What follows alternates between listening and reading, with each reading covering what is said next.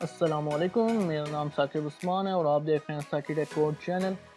आज की वीडियो में आपको खुशामदीद कहते हैं। अगर आप मेरे चैनल पे न्यू हैं तो काइंडली मेरे चैनल को सब्सक्राइब कर लें और साथ ही बेल आइकन को दबाकर ऑल पे क्लिक कर लें ताकि फ्यूचर में आने वाली जितनी भी लेटेस्ट वीडियोज़ हैं आप उनसे आगाह हो सकें। तो आज हम एक स्वैपिंग वेरिएबल का प्रोग्राम देखने जा रहे हैं, लेकिन उससे पहले मैं आपको बताता चलूँ कि कॉमेंट्स क्या होते हैं।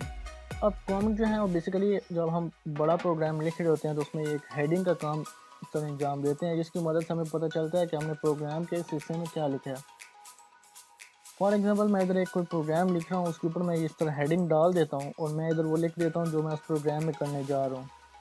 फॉर एग्जांपल अगर मैं इधर अपने अल्फाज में कुछ भी लिख देता हूँ, मैं इधर लिख देता हूँ स्वैपिंग ऑफ टू वेरिएबल, तो इधर नीचे जो है कुछ भी 12-13 लाइनों का कोड लिखा हुआ है।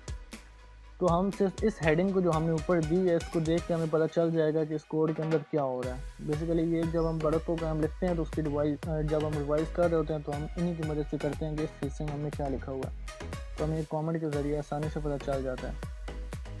अगर आपने एक लाइन को कमेंट करना है तो बेसिकली आप ये तरीका यूज़ करेंगे, आपने 2 स्लैश लगानी है और उसके आगे जो लाइन कमेंट करनी है वो। अगर आपने ज़्यादा लाइन को कमेंट करना है तो आपने क्या करना है, जहाँ से कमेंट करना स्टार्ट करना है वहाँ स्लैश लगानी है, उसके बाद स्टैरिक का सिंबल और जो लाइन कमेंट करनी है उनके एंड में आपने स्टैरिक को स्लैश को एंड कर देना, जैसे मैंने इधर किया हुआ है।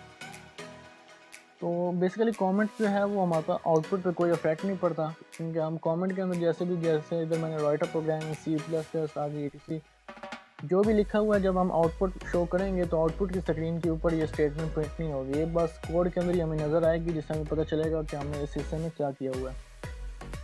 तो हम अपने प्रोग्राम का आगाज़ करते हैं। प्रोग्राम के हमारे पास स्टेटमेंट क्या है कि write a program in C++ that swap two variable value without help of third variable. अब स्वैपिंग क्या होती है?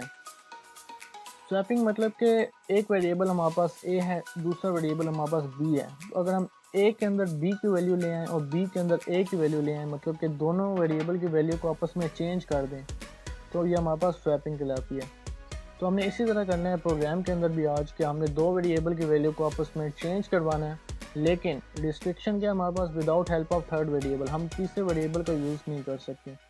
तो ये हम किस तरह करेंगे वो आज हम देखते हैं। सबसे पहले आपने प्री प्रोसेसर डायरेक्टिव यानी इसको लाइब्रेरी कह सकते हैं जो आप सी आउट सीन का काम सर अंजाम देगी, तो हम इधर वो ऐड कर लेते हैं हैश इंक्लूड आई स्ट्रीम। उसके बाद आपने स्टैंडर्ड नेम्स इंक्लूड करवाना है using name space std। Sorry इधर मैंने कैपिटल लिख दिया, लेकिन याद रहे C++ में हम कोई भी वर्ड कैपिटल नहीं लिखते, सारे वर्ड स्मॉल होते हैं। उसके बाद इंट मेन में हमने लिखना है मेन फंक्शन और इसके लास्ट में रिटर्न 0। अब हमारे पास कंडीशन क्या है प्रोग्राम में कि स्वैप करना है हमने दो वेरिएबल को। तो हमने जब स्वैप करना है दो वेरिएबल को, वो हमने दो वेरिएबल क्रिएट भी करने हैं। तो सबसे पहले मैं डाटा टाइप इंट का एक वेरिएबल क्रिएट करता हूँ A, उसके अंदर वैल्यू रख देता हूँ 10।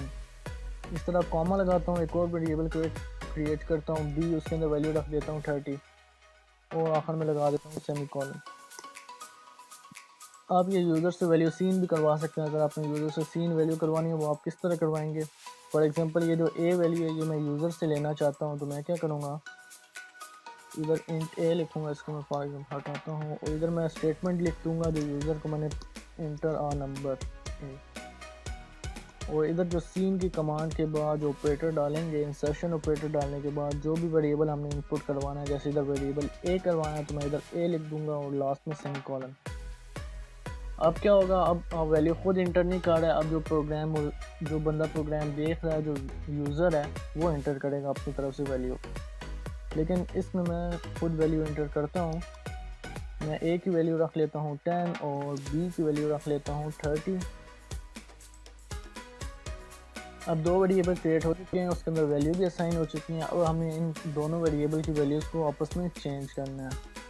तो चेंज किस तरह करेंगे, उसका लॉजिक क्या बनेगा, वो लॉजिक ये बनेगा कि हमने सबसे पहले लिखना है A equal to A plus B, आखिर में सेमीकोलन। अब इसमें क्या होगा, मैं आपको कमेंट लगा के समझाता हूँ इसमें क्या हो रहा है।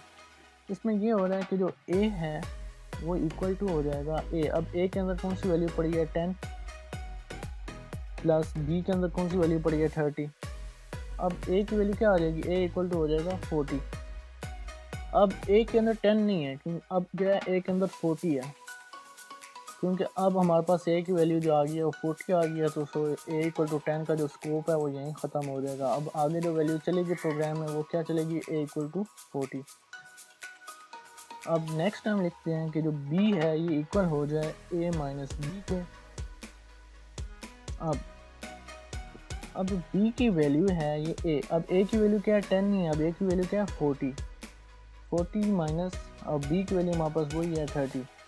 अगर हम 40 माइनस 30 करते हैं तो हमारे पास क्या आंसर आता है, बी इक्वल टू 10। ठीक हो गया। इसी तरह हम दोबारा लिखेंगे A equal to A minus B. अब इधर क्या हो रहा है, जो ए है इसके अंदर कौन सी वैल्यू सेव हो जाएगी, ए की वैल्यू ए माइनस बी, तो ए की वैल्यू हमारे पास क्या है 40, फिर माइनस का सिंबल और बी। अब बी की वैल्यू हमारे पास क्या है 10 है। अब बी की वैल्यू 30 नहीं है क्योंकि पिछली कमांड जो हमने इधर डाली है इसका हमने बी की वैल्यू क्या सेव करवा दी है 10, तो इधर बी की वैल्यू क्या हो जाएगी 10। और इधर जो आंसर आएगा ए का वो हमारे पास क्या हो जाएगा 30। तो अगर मैं प्रिंट करवा लेता हूँ वैल्यूज़ इनकी आपस में, सी आउट इधर अगर मैं लिख देता हूँ आफ्टर स्वैपिंग, ये लिखने के बाद मैं इधर प्रिंट करवा लेता हूँ इनकी वैल्यू। जैसे अगर x की वैल्यू मैं प्रिंट करवाता हूँ, x नहीं है सॉरी, क्या है हमने a लिए हुए, तो a इक्वल टू हम ये प्रिंट करवा लेते हैं, जो a की वैल्यू प्रिंट करवानी है हम वो लिख लेते हैं। इसी तरह सी आउट, और जो अभी हमने b की वैल्यू प्रिंट करवानी है b इक्वल टू b। अब हम रन करके चेक करते हैं कि बाकी वैल्यू इंटरचेंज हुई हैं आपस में कि नहीं हुई। तो हम इधर रन के बटन पे क्लिक करते हैं, इधर हमें एक एरर आया, हम देख लेते हैं एरर क्या है। इधर सी आउट, हमने लास्ट में सेमीकोलन नहीं लगाया, तो हर स्टेटमेंट के आखिर में सेमीकोलन आएगा, सिवाय जो लाइब्रेरी हमने लिखी है उसके एंड पे, और जहाँ हम फंक्शन की डेफिनेशन कर रहे हैं उसके एंड पे। तो यहाँ पे हम कंपाइल करते हैं, आप देखते हैं कोई एरर तो नहीं है, देख सकते हैं आप कोई एरर नहीं है। तो इधर आपको कुछ समझ नहीं आने वाली, सबसे पहले इधर मैं एंडल की कमांड डाल देता हूँ जिससे हमें समझ आए कि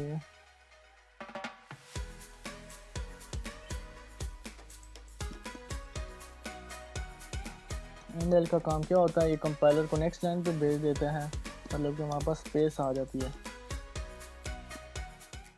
अब हम इसको रन करते हैं, अभी हमें थोड़ा क्लियर नज़र आएगा, आप देख सकते हैं, अब बिल्कुल क्लियर है क्योंकि ये सारी नेक्स्ट लाइन पे आ चुकी हैं। तो अब इधर ए की वैल्यू क्या आ चुकी है 30 और बी की आ चुकी है 10। हालांकि इधर हमने डाली क्या थी, ए की वैल्यू 10 डाली थी और बी की 30 आ चुकी थी। और अब इधर आउटपुट में अगर हम देखें तो ये वैल्यू आपस में चेंज हो चुकी हैं। तो ये सिंपल सा कोड था, बस आपने इसी कोड के ज़रिए आप दो वैल्यू को आपस में स्वैप कर सकते हैं विदाउट यूजिंग थर्ड वेरिएबल। उम्मीद करता हूँ ये आपको समझ आ चुका होगा। अगर आपको समझ नहीं आया तो आप मुझे कमेंट कर सकते हैं, तो मैं आपको इंशाल्लाह जल्द से जल्द रिप्लाई कर दूंगा। अगर आपको वीडियो पसंद आई है तो काइंडली मेरे चैनल को सब्सक्राइब कर लें और साथ ही बेल आइकन को दबा कर ऑल पे क्लिक कर लें, ताकि फ्यूचर में आने वाली जितनी भी लेटेस्ट वीडियोज़ हैं आप उनसे आगाह हो सकें। तो मिलते हैं नेक्स्ट वीडियो में, तब तक के लिए अल्लाह हाफिज़।